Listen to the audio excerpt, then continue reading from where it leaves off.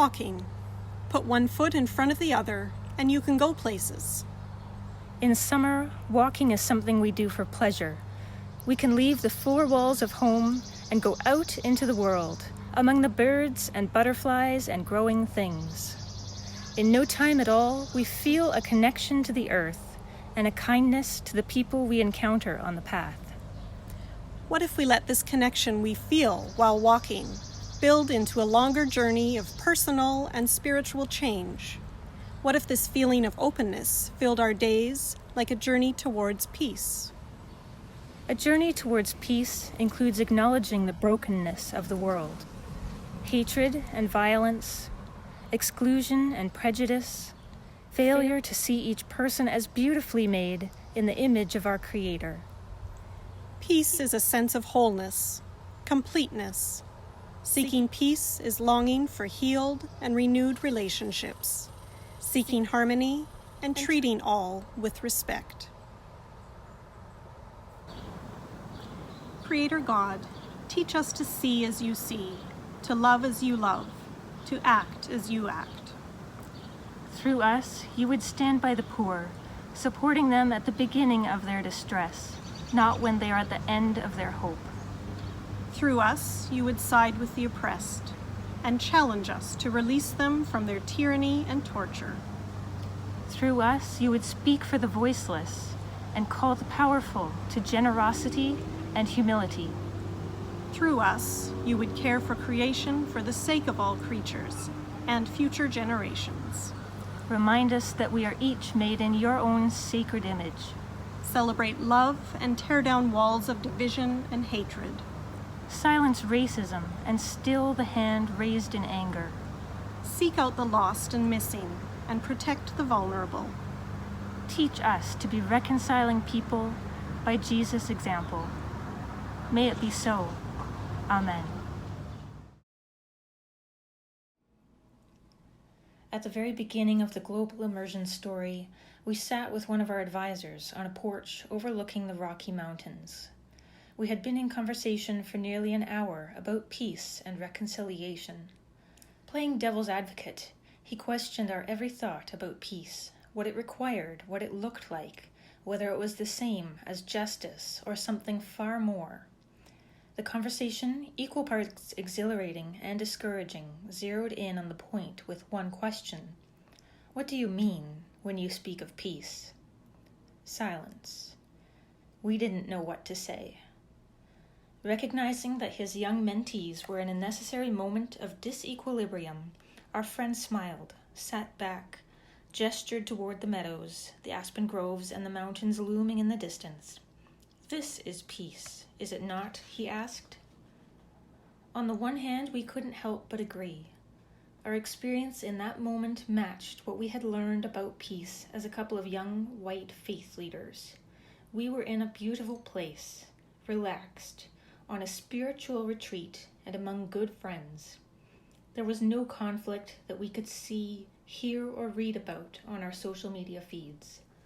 All seemed right with the world, or at least on the porch of that particular cabin. But on the other hand, we knew that peace meant something more than the general experience of tranquil stability or the absence of conflict. We knew that the very moment of peace we were experiencing in the mountains was likely at the same time a moment of terror for countless friends around the country and the world. We knew this because we had both arrived in the mountains having just left encounters with conflict. A month earlier, we were in the epicenter of the Israeli-Palestinian conflict. Jon had just flown to Colorado from San Diego, where the immigration phenomenon was reaching a dangerous fervor. Jer had just left his home in San Francisco's East Bay, where the divide between the black and white communities was growing dangerously wide. While we were at ease on the porch that evening, our work had us in the thick of conflict in our neighborhoods, country, and world. We were convinced that the peace God waged in Jesus resulted in something far bigger than a sense of calm and stability for the privileged. But to define it, we were stumped. With the patience of a sage, our mentor listened to our silence, and then watched us continue to wrestle a convincing definition of peace into existence. At long last, once our attempts had expired, our mentor offered this counsel. Everyone defines peace differently. The vision for peace that you have is really big and has the potential to inspire people of faith to bring it to life in ways that will change the world. But your definition needs to flow from the scriptures. Study the scriptures. Learn from the traditions. Let your understanding of peace pour out of the life, death, and resurrection of Jesus, and then define what it is you're hoping to bring to life in the midst of our conflicted world. With that, the conversation concluded, but we had work to do.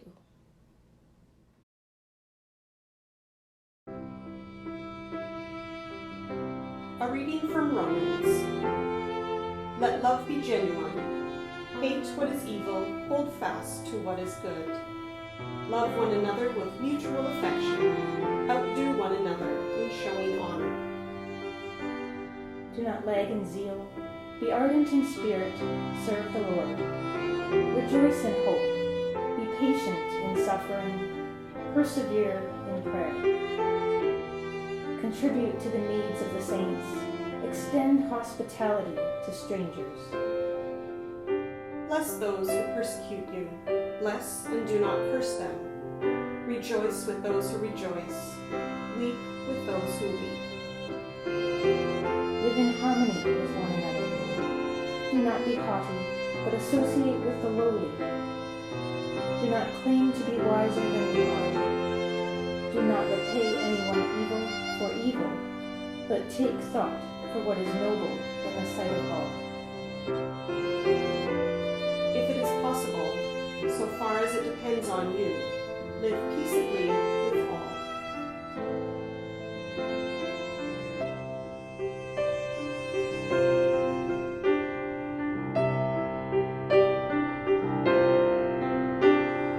Deep in our hearts, there is a common vision.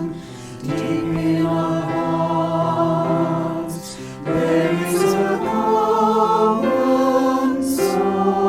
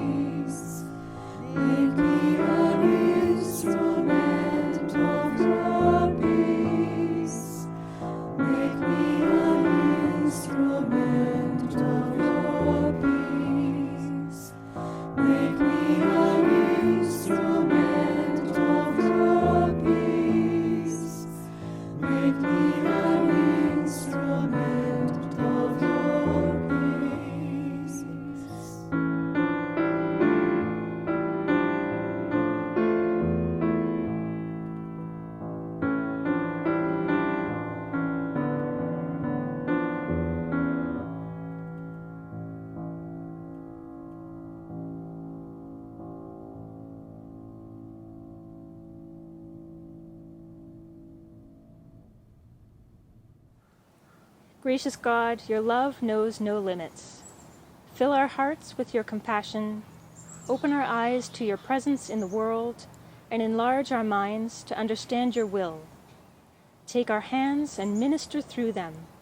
Speak through our words and direct our feet in the path of peace, that Christ may be revealed in us and the world may believe. Amen. Peace is generosity, not silence. The risk is ours to take. We choose to act, to see, to love. We choose to step with God into the obstacles so that peace becomes the path to walk. May we now take that one step into the world and embrace it as you have embraced us. Know that the blessing of God, Creator, Christ, and Spirit, is with us this day and always. Amen.